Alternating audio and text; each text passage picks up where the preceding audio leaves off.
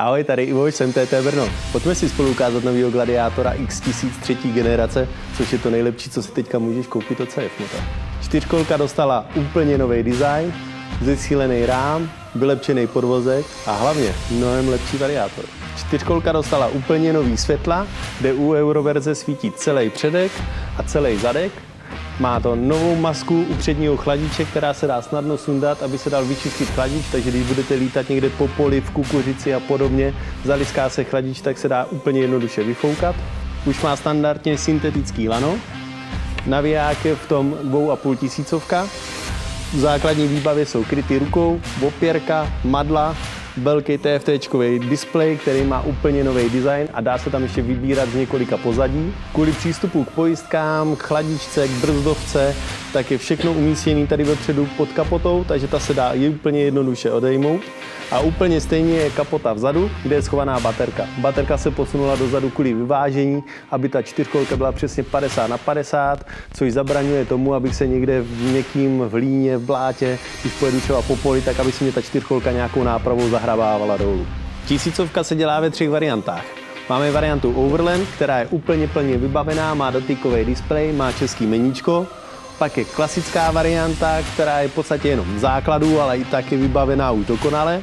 A nebo tady máme závodní verzi Premium, která jede jako zděla. A jestli si někdo všiml, že předtím tady nebylo zrcátko, tak to je proto, že jsme ho tam předtím zapomněli dát.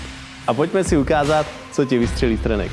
Čtyřkolka má na předku torzní tyč, to tam předtím nebývalo. Ta vám pomáhá v zatáčkách vyrovnávat tu čtyřkolku, aby se nenakláněla, takže i když budete jezdit po silnici, tak ta jízda bude mnohem příjemnější. Potom dostala čtyřkolka přední prohýbaný ramena, to je zase kvůli tomu, když projíždíte terénem, aby ta čtyřkolka byla co nejvejš. Je tam zesílený kompletně celý rám, má nitrogenový tlumiče, který pomáhají tlumit kmity té pružiny. Aby ta jízda byla příjemnější, ty tlumiče líp fungovaly, tak jedete třeba 90 po polňačce a ty nitrogenové tlumiče vám vytlumí kmity té pružiny a ta čtyřkolka krásně jenom plave po těch nerovnostech. Vzadu je vlečená náprava, takže každý kolo je chycený zvlášť a tím pádem zase, když jedete těch 90 po té polňačce, tak každý kolo si zvlášť takhle odskakuje, ale ta čtyřkolka se nehoupe do boku, takže je mnohem řiditelnější a ovladatelnější. Potom u verze Premium a u verze Overland jsou ještě navíc betlockový kola, aby při tom krouťáku, co ta čtyřkolka má, se neprotočily disky v páštích. Srdcem čtyřkolky je litrový dvouválec s motorem Dove o výkonu kolem 90 koní. Véčkový dvouválec má výhodu ve velkém krouťáku, takže motor jede pěkně v nízkých otáčkách a nemusíte to držet pod krkem. Co je důležité u toho motoru, že to dostalo úplně nový variátor, který má mnohem silnější řemen. Na tom řemenu najedete mnohem víc kilometrů, můžete jezdit i větší maximální rychlosti, i to dlouhodobě držet ve vyšších rychlostech. To třeba u předchozí generace nebylo možné, protože tam, jak jste to drželi díl, tak se přepálil řemen a rychle se mohl roztrhnout. Elektroniku dodává Bosch, a to hlavně řídící jednotku. Pak je tam elektronický plyn, kde máme 3 palivové mapy, Work, Normal a Sport.